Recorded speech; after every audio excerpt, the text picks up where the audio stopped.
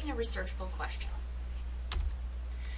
Writing a researchable question starts with the problem statement. And you'll recall from last week that we all started writing our problem statement, and I did tell you in class that we're going to be revising the problem statement so that it's something really tight by the time it goes into our final CPHS application.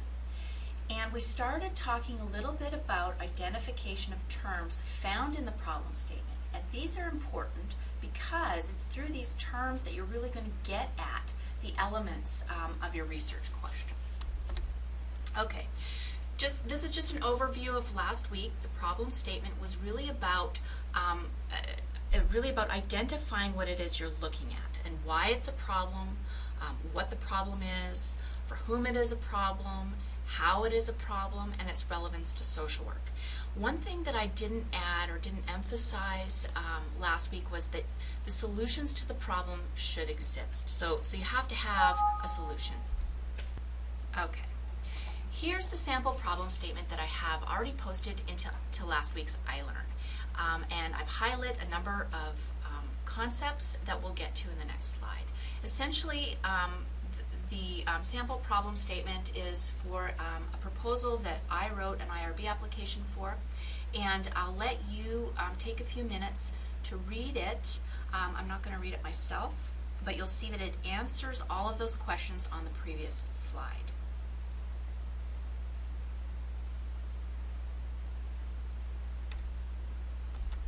Okay, so what is a research question? A good research question is narrow and specific. It has more than one possible answer and is posed in a way that can be answered by observable evidence. This is important because a lot of times we want to ask questions that aren't easily answered through observable evidence. And I've given you a link to a website that actually gives some pretty good examples of what I mean by that, and I encourage you to go to that website after you watch this video. Addresses, okay, so a good research question addresses the decision-making needs of agencies or practical problems in social welfare.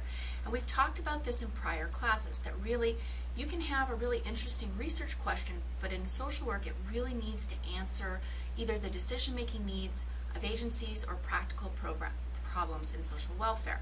And these can be clinical questions related to your practice, it can be a program question, or it could be a question that the agency might want you to ask around population needs. Last but not least, your problem has to have clear significance for guiding social welfare policy or social work practice. Okay, so before we really get down to the nuts and bolts of writing a really good research question, we need to kind of take a step back and look at the overall framework that we're operating in when we are designing our research questions. So a good research question really goes hand in hand with a research design, and it's one of those chicken or the egg phenomena. You want to have your research question will guide the selection of your research design, and vice versa. Now we have to live with a little bit of tension, and I know we've been living with tension all semester so far, and I'm going to ask you to still work with me through this tension. You're not going to have your research design really fleshed out at this point, if at all. But you're going to have to start thinking about it. You don't want to think about it too much so that you get locked into a specific design, because then you really are limited in the type of research question you can ask. So what I want you to do, again, this is why I've emphasized the need for a really comprehensive yet selective literature review, is you need to have a good understanding of not only the literature, but also a good understanding of research methods, starting with what is the purpose of your study. So for a lot of you, you already kind of know what it is you're going to be looking at. Many people are doing program evaluations, which is great, I think, for kind of getting your research project accomplished in your field placement. Some of you aren't going that route but yet, and maybe you won't. So I'm just going to operate on the assumption that you are working on something involved in your field placement. So you have to really think it. What is it that I'm trying to accomplish in this? Am I here to describe something? I would argue that most of you aren't doing projects relating to describing anything. Are you trying to explain something? Most of you could be trying to explain something. Some of you are trying to explore things. And last but not least, another proportion of you are really getting at evaluating your practices. So you need to kind of write down, what is it that I'm trying to do? And while you're starting out, these 4 terms may seem interchangeable. However, if you look at where your literature review is guiding you and where your method is going to take you, description, explanation, exploration, or evaluation will become more apparent. Okay, so what are the steps within the quantitative research approach? And I'm just going to overview this because you are all going to read these chapters this week.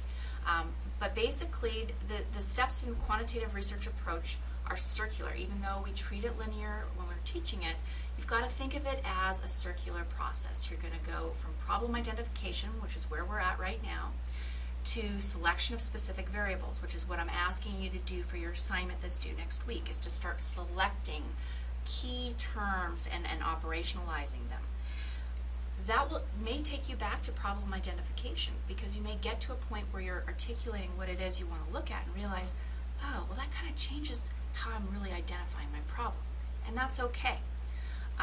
However, we want to kind of reach some sort of specificity by the end of step 2, because then we get into study design. And once you select your design, you are locked into your problem. Following the study design, there's some data collection, followed by data analysis, interpretation of findings, presentation, and dissemination of findings. And so step 5, 6, and 7 are really what we're doing next term, along with step 4, sorry. And the first part of our term is really focused on step 1, 2, and 3. All right, so for qualitative design, it's a similar approach, but it's a little more loose. And I don't think there's too many people in the class that I've heard of, based on what you told me last week, who are really going after a qualitative approach, but you may. That may change after you've have looked at the literature and determined, oh, I really want to know a little bit more about this particular issue. So the qualitative approach also looks at problem identification as a beginning step. And then it moves into question formulation.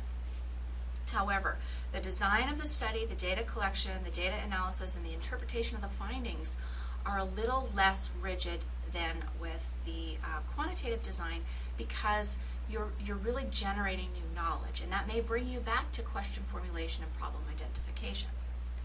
We'll talk a little bit more about both quantitative research and qualitative approaches to research in the next class and over the next couple of weeks.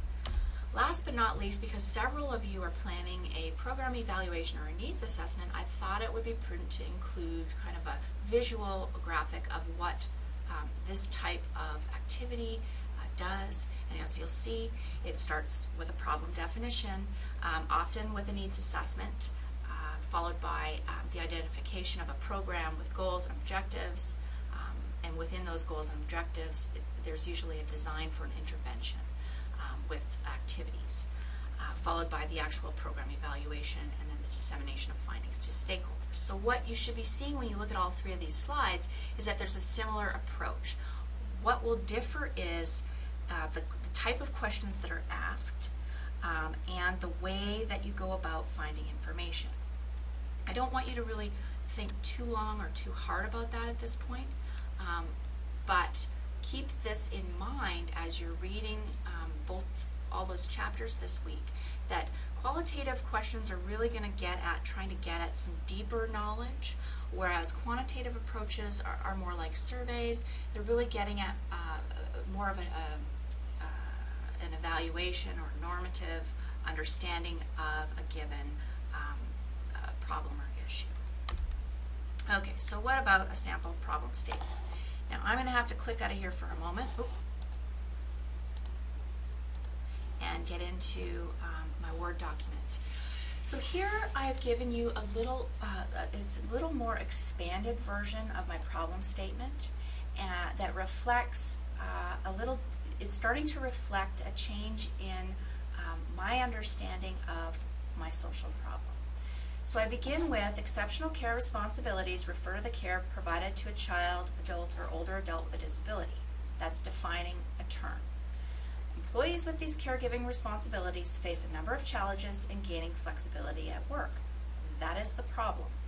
These challenges are due to the stigma associated with caring for a person with a disability, absence of disability supports within the community, and the structure of current work-family flexibility policies and practices that were designed to help workers with young children of typical development.